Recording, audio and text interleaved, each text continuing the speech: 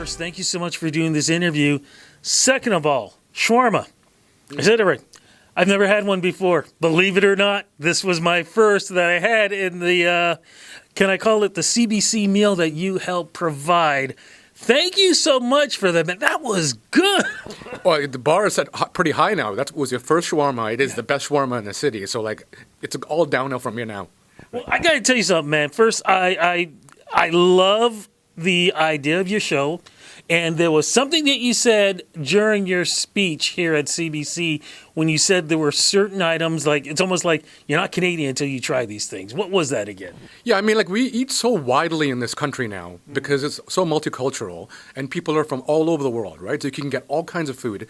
The rite of passage that everyone talks about is the Jamaican beef patty, yes. Right? And we know this. We grew up with it. The Warden Station beef patty, the Bathurst Station beef patty. But what I want to add to that is I think now the jerk chicken is important.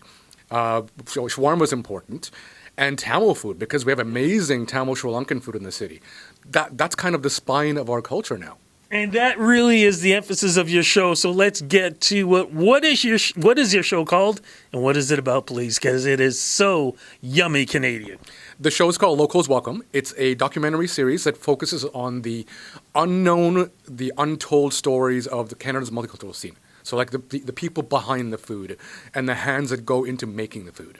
You know what I love about the idea of it is we're not talking about big companies or whatever. It's mom and pops. It's really homegrown Canadian. Yeah, these are community places. They're mom and pop shops. They don't get a lot of love through press because, press tends to go to the glitzy places. But these places are the spine of these communities, right? They're supported by the people that live in those neighborhoods. So I wanted to highlight that. How did you come up with this great idea?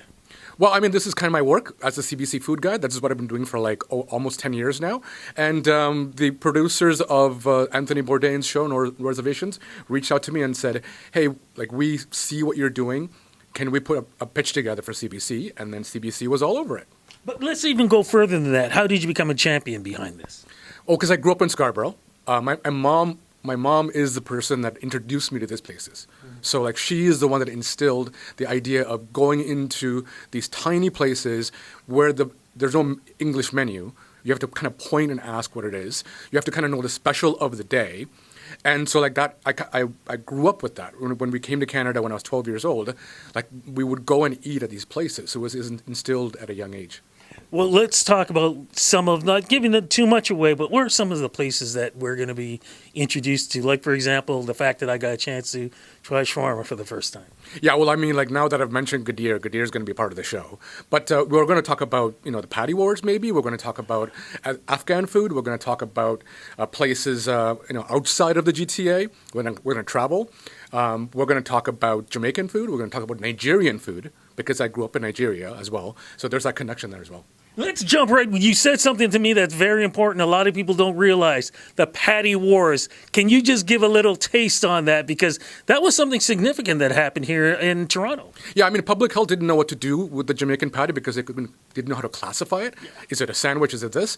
So for a long time, it was really hard to get a patty. But I think that is probably what cemented the Jamaican beef patty as something that is iconically Torontonian, because there's so much pride in it now, because we went through the patty wars. And people don't realize the folks over, as you mentioned a little bit earlier in our interview, Bathurst Subway, the folks there, they were the ones who really helped champion to make sure beef patty is exactly the way it's supposed to be. Yeah, I mean, as a kid, I remember whenever you had $1 or $2 in your pocket and you were waiting for that bus at Warden Station and you were freezing, the patty was the one thing that kept you comfortable and sustained, right? As you waited to go home. Absolutely. As we wrap this up, what do you hope folks are going to get from this?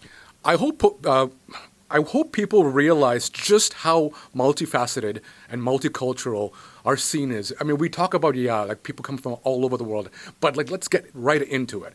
How detailed and how regional these cultures are. I think this is amazing. Congratulations on this show. Cannot wait. And believe me, I'm going to be writing stuff down to go, got to try this, definitely got to try this. It's because of you. Thank you again. Thank you, Rudy. And I hope you go back to Gadir and have a shawarma sitting down to kind of absorb that scene and the culture. Look, if I can get these interviews done fast enough, I'm heading back over in that room to get some more food, man. Thank you so much. Thank you, Rudy.